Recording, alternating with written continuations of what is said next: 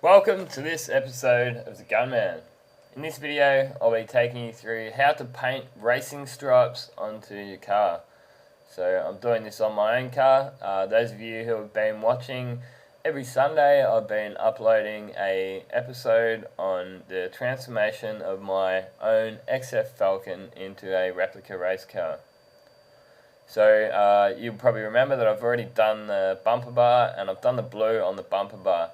But I've got three colours that I've got to do on a couple of the bumper bar mouldings and stuff like that. So starting off by just masking it up. That bit of 3/4 inch tape I put there was just mainly so I don't hit it when I'm sanding it. Then I'm just using some 400 grit to sand it down. Once I've sanded it all down with 400 grit, just go around all the edges with some red Scotch-Brite just to get all those shiny spots. Once that's done, we gave it a good blow off. And we're then grabbing this blue fine line tape, which is a vinyl tape. It's different to the masking tape that we used before, the yellow stuff. It's because it's vinyl, it's not going to leave such a thick edge. So the other masking tape, the yellow stuff, sort of paper based, and it will end up leaving a bit of an edge there. Once that's done, we'll then just go over the top of that with a bit of paper. Those who have been watching every week, you probably remember last week I was doing the priming on this boot spoiler, so I thought I'd include a little bit of this, but the main episode is on how to do the racing stripes. So you may remember that I touched up a small couple of patches on the back there where I had some pinholes, so I'm blocking that out, and for the rest of it, being that I don't want to cut through to the fiberglass and open up those big holes, I'm just doing it by hand with a 500 grit soft pad, and that's all we need. So just careful you're not cutting through there. So once I've got all the parts into the booth, I've blown them all off, and I'm then wiping every single part down with some Prepsol or wax and grease remover with these degreasing cloths. So it's a wipe on and a wipe off. I skipped out most of the footage for that just so that I can keep the vid from getting too long. So what I did with this spoiler, I actually sat it up. It's actually sitting on bits of tape on the stand so that it's not actually going to bridge, so the paint's not going to bridge once I put my clear coat on.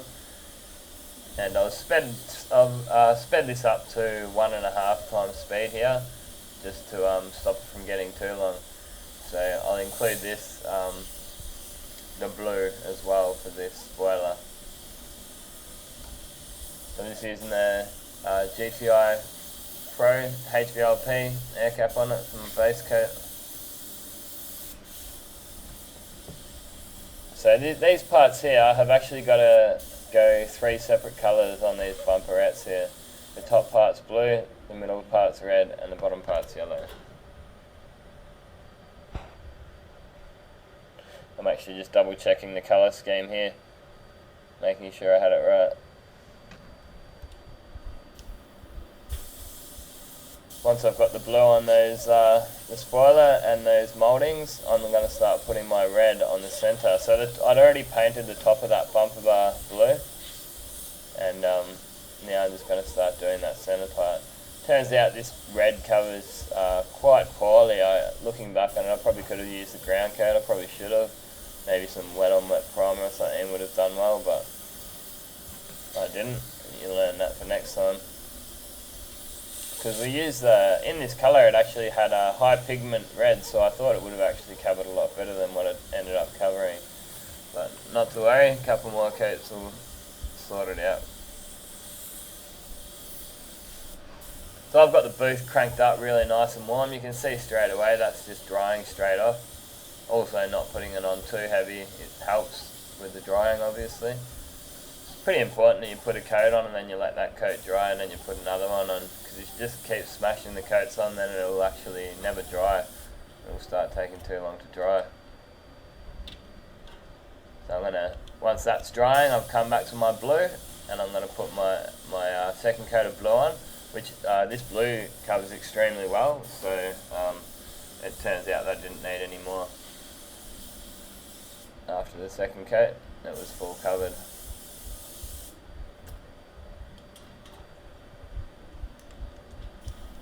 So you can see that's already tacked off right for my next coat. Unfortunately, for the clear coat on this job, I lost the footage. I was actually really annoyed when I come home. I'd done a big day's work and I was putting the footage onto my computer, and the hard drive corrupted halfway through. There's a couple of pics at the end when it's all finished off. And you'll actually be able to see that even some of the photos were half corrupted, and I lost half of that. So since then, I did away with this camera. I took it back and got a refund, and they gave me a new one because it was faulty on this GoPro. And so once we've got that blue down, we're giving that a few minutes to tack off, and yeah, now we're going to mask these edges up, mask the blue off, and that will enable us to put our second colour on. So I'm just doing a little bit of fine line masking over that edge there. Where that moulding was, we've got a decent gap there, so it turned out I didn't need to use the fine line masking there. There's already a gap in the body mould.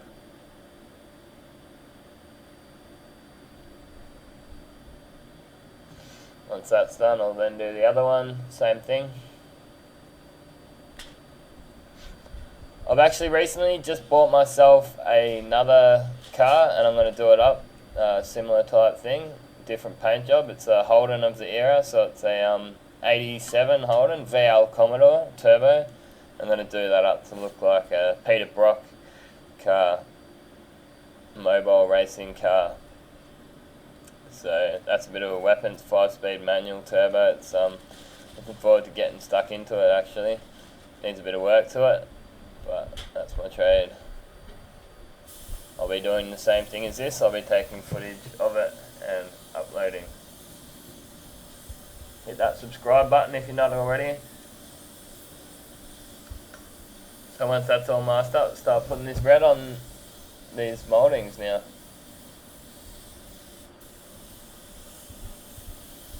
I decided to do the number plate surrounds as well. Little stuff like that I think makes a big difference. You know, when you look at the car when it's finished off, stuff like the number plate surrounds painted, and just makes it look pretty nice. Turns a lot of heads. Everyone looks at it when it's going down the streets. People love it at the car shows and stuff like that. So you can see we're starting to get coverage after our third coat now. I'll probably just put one more on there just to be sure that it's covered. Just blowing air in between coats just to make sure it's all flashed off correctly. As I said, you don't want to trap those solvents in there. It actually start taking too long to dry in between coats, take even longer. Sometimes if you're using water base, you may want to just actually just walk out and forget about it for 10 minutes or something. It'll dry off and go do something else, start prepping up the next part.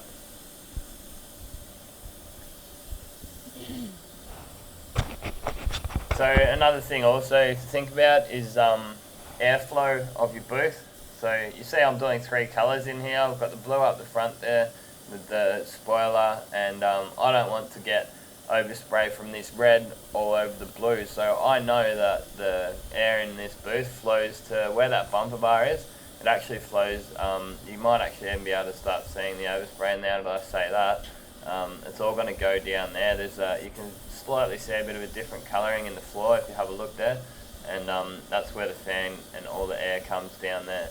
It comes up from the top and it flows downwards into that area. So if I was to have done the red first in this spray booth and then have done my blue last, then there's a possibility that some of that blue may have ended up landing on the red because of the direction of the airflow in this booth.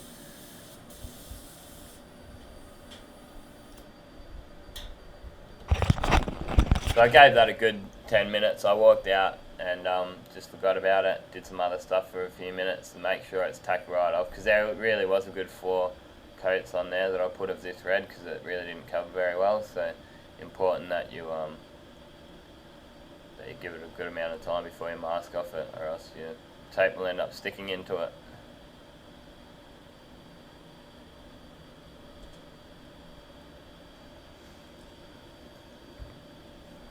Just using that fine line, and what I'm doing here, this is that number plate surround I was telling you about before. And make sure that we want to get the lines on that correct as well.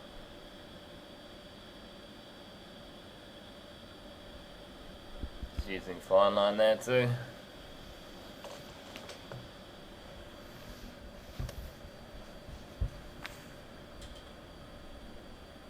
Give some feedback, tell us what you think, anything you reckon I could do to improve my vids. I'm always welcome to some constructive criticism. Let us know what you think of the job, how it came up. Comment and share, and give them a like too if you like them. Hit that subscribe button if you haven't already.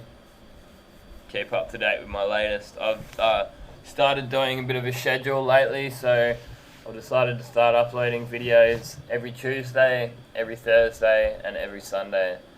So you can look forward to some regular uploads for me.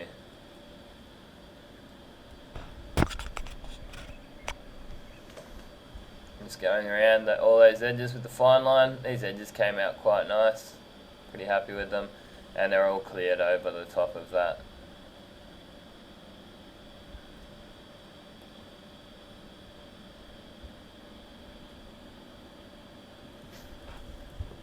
So it ended up working in my favour that I had the front and rear bar done, all the masking and all the second and third colour was done.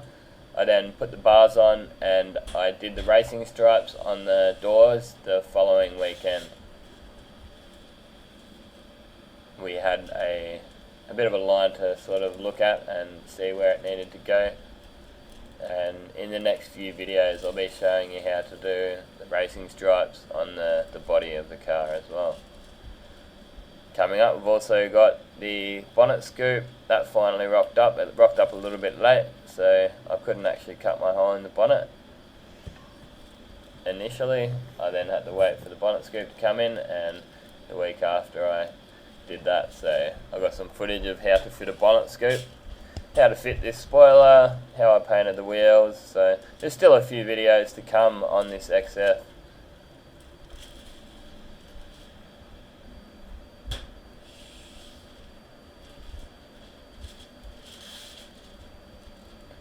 Masking over the top of that fine line masking. I thought I'd leave it all in, all the footage, rather than cutting it out, just so you can see exactly what I do.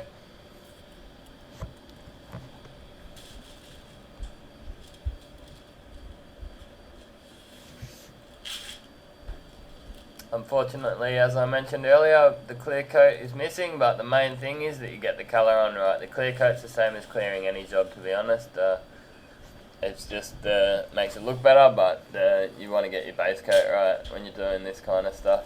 I don't get the chance to do this kind of stuff very often, so it's actually a bit of fun for me as well, you know. Like we usually just do the smash work, smash repairs and stuff like that, so it's a bit of fun for me to get to do some custom paint work on my own car.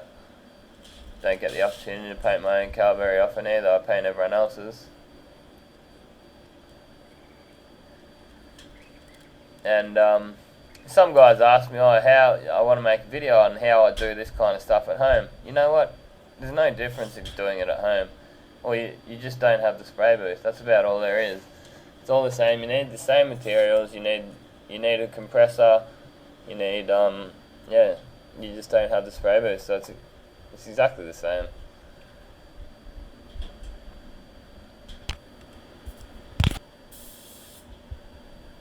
So now we've got it all masked up, we'll start whacking this yellow on. Now, this yellow actually covered really well. You can see straight away it's covering up even on that masking. It all looks the same colour straight away, so it only ended up needing 2 coats.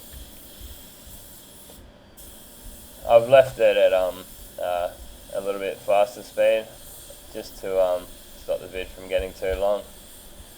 You can see even that's not even the most heavy coat, but it's already covering up those different colours straight away.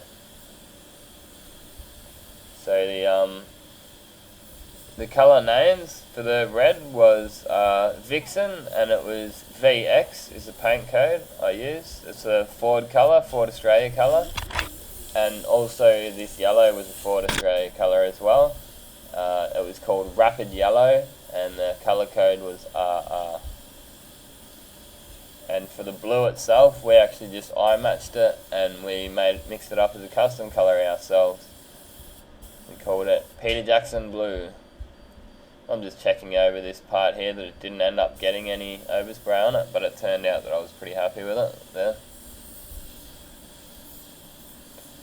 Once that's on, we can just start smashing our second coat on and get it on nice and wet. Should have coverage, and then that should be right to unmask now once we've got that on.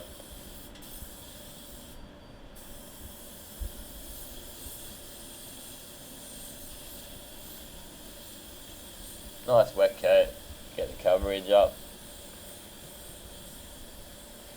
And I want to get that masking off as soon as possible, because the longer it stays on, the more chance it's got of melting into that base coat, sinking in, and the fresh solvents from this paint eating into it, eating through that masking as well.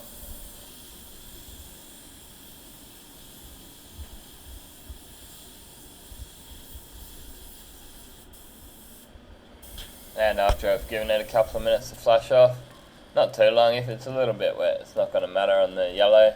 Just want to get that masking off and get a nice edge there. Make sure it's not going to peel back. And we can unmask the blue now too, because the next step is to do our clear coat. Starts to look pretty cool when you see it like that.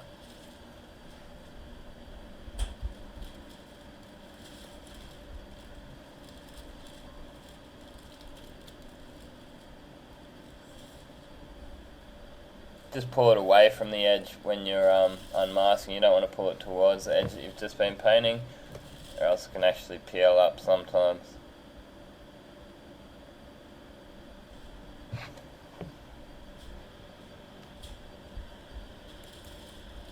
So if you hang around for a minute, I'll give you, there's just a couple of photos of it when it's they're all painted here with the clear coat on. Got a quick look around the car when it's finished off too. Check that out. And I've also got a couple of links right at the very end if you want to hang right around to the end. A couple of my personal favourite videos which I recommend checking out if you've missed out on them.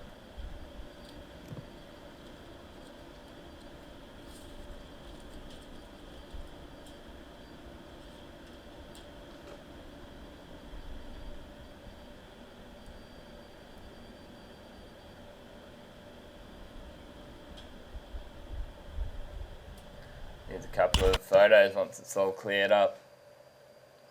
As I mentioned, you can see that some of the footage got corrupted there. This is once the bars are back on the car. This is once the car's all pretty much finished off. Since I made this video, I've actually put a chrome rocker cover on it, and that's about all I've done. I actually had the car off the road there for a couple of weeks while I was doing a bit of a big job to fish some stuff out of the sump, some shards of metal when the distributor shut it inside there. But it's back on the road now, down on lots of heads.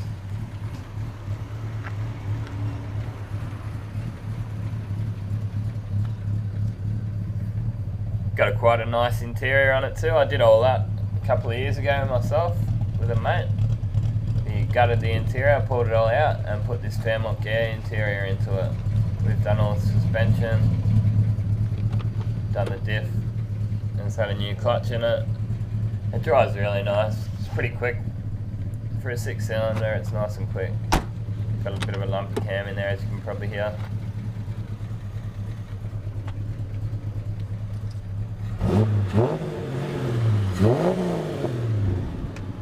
Thanks again for watching, and this has been another Gunman production. Goodbye.